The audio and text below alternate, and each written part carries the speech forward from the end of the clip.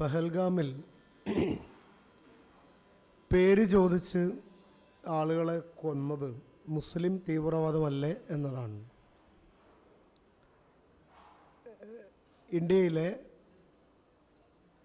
എല്ലാ ആളുകളും നമ്മുടെ രാജ്യത്തിൻ്റെ അഖണ്ഡതയ്ക്കും ഭദ്രതയ്ക്കും സൗഹൃദത്തിനും കളങ്കമേൽക്കാത്ത രീതിയിൽ ജീവിക്കണമെന്ന് ആഗ്രഹിക്കുന്നവരാണ്.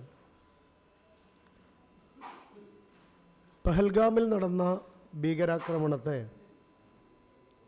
ഈ രാജ്യം ഒറ്റക്കെട്ടായിട്ടാണ് എതിർത്തിട്ടുള്ളത്, അതിനെതിരെ പ്രതികരിച്ചിട്ടുള്ളത്. ഏറ്റവും ഒടുവിൽ വിവിധ രാജ്യങ്ങളിലേക്കുള്ള പ്രതിനിധി സംഘങ്ങൾ, അത് എല്ലാ പാർട്ടിയിലും പെട്ട ആളുകളാണ് പോയത് എന്ന് നിങ്ങൾക്കറിയാം. മുസ്ലിം തീവ്രവാദം എന്ന് പറയുന്നൊരു സംഭവം യഥാർത്ഥത്തിൽ ന്യായീകരിക്കാൻ കഴിയാത്ത ഒരു വിഷയമാണ്.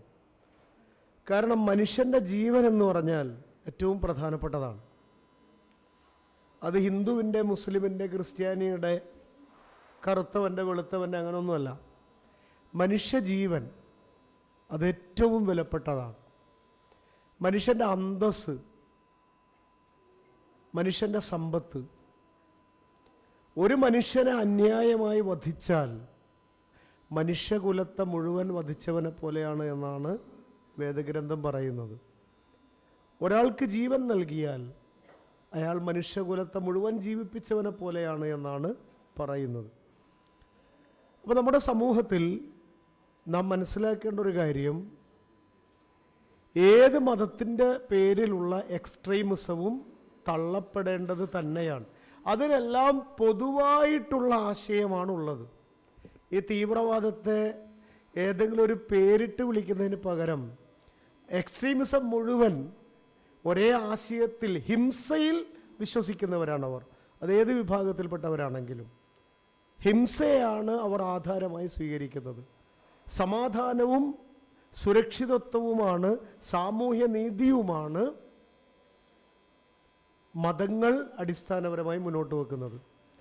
ഇവിടെ ഈ ഒരു പഹൽഗാം വിഷയത്തെ മനുഷ്യർക്കിടയിൽ, വ്യത്യസ്ത മതവിഭാഗങ്ങൾക്കിടയിൽ പോളറൈസേഷൻ ഉണ്ടാക്കാൻ, ഡിവിഷൻ ഉണ്ടാക്കാൻ ഉപയോഗപ്പെടുത്തുന്നതായിട്ട് നമ്മൾ കാണുന്നുണ്ട്.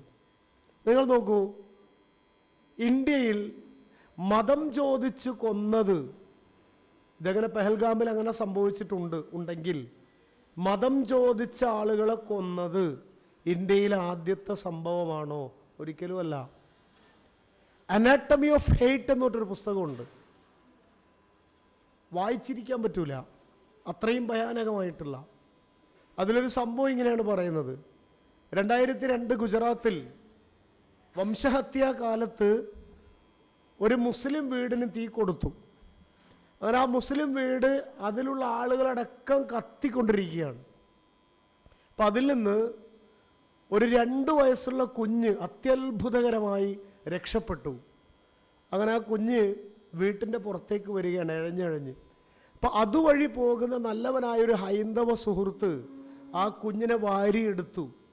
ഒരാളെയെങ്കിലും രക്ഷപ്പെടുത്താൻ പറ്റിയല്ലോ എന്ന സന്തോഷത്തിൽ ആ ഹൈന്ദവനായ സഹോദരൻ ആ കുഞ്ഞിനെയും എടുത്ത്. അങ്ങനെയുള്ള ധാരാളം കാഴ്ചകൾ അങ്ങോട്ടും ഇങ്ങോട്ടും നമ്മുടെ രാജ്യത്ത് നമ്മൾ കാണാറുണ്ട് കേട്ടോ. നമ്മുടെ രാജ്യത്ത് എല്ലാം ആകെക്കൂടി ഇടങ്ങാറായിട്ടൊന്നുമില്ല.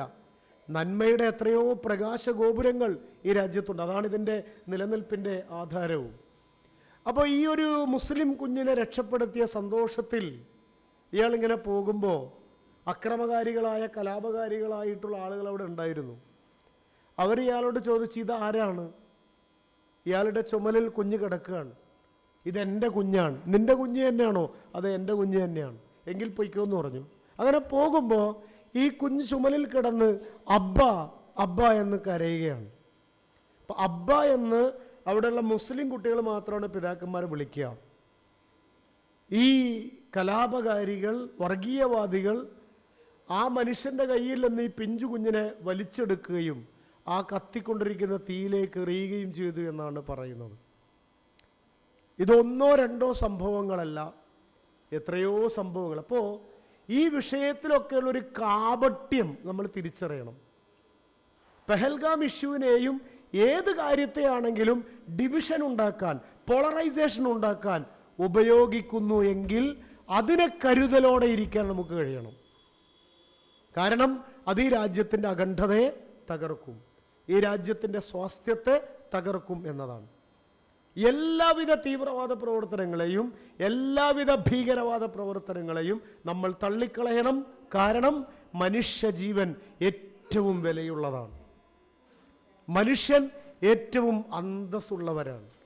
അതേത് കുടിലിലും കൊട്ടാരത്തിലുമുള്ളവനാണെങ്കിലും മനുഷ്യൻ അന്തസ്സുണ്ട് എന്നത്